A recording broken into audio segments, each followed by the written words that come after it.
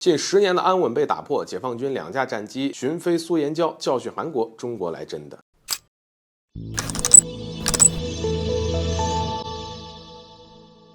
大家好，欢迎来到赵太阳观察室。根据韩国军方的消息指出，近来解放军2架战机在苏岩礁附近上空盘旋了1个小时，而期间呢，韩国方面也派出了战机予以回应。不过，针对这一事件也是引起了外界的普遍关注。过去一段时间呢，韩国极力配合美国的反华战略，不仅与美国联手在中国的家门口进行军事挑衅，还积极的紧跟美国对中国游客采取限制，包括强制性的进行核酸检测。那么韩国旅游业也是非常依赖中国。现如今尹锡悦政府却不顾国内旅游业的死活，歧视性的针对中国游客，不难看出呢，该国是宁可舍弃本国利益也要讨好美国。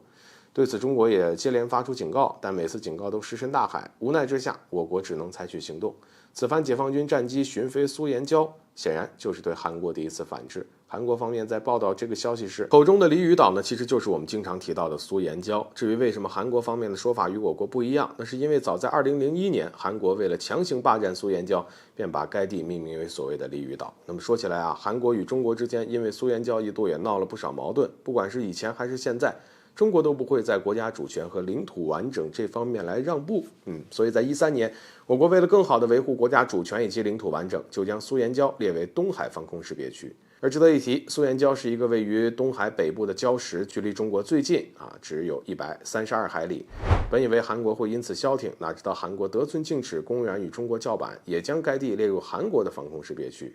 但是为了维护双边关系及区域稳定，我国此后没有在苏岩礁上强硬。而基于此呢，如今的苏岩礁可以说是位于中方东海防空识别区和韩国的防空识别区的重叠部分。只不过把苏岩礁列入韩国防空识别区是韩国的单方面的一意孤行，那么自然也还有不存在韩国方面所说的解放军擅自闯入韩国防空识别区。中国战机在自己的识别区活动合理而且合法，当然教训韩国解放军来真的。此番解放军军机在苏岩礁附近上空飞行呢，是对韩国的警告，也是对韩国的反制。结合上述所说，韩国近段时间频繁与美国勾连，将矛头对准中国，而中国这次出动战机就是在向韩国释放警告信号，让其立即停止与拜登政府所有针对中国的勾结。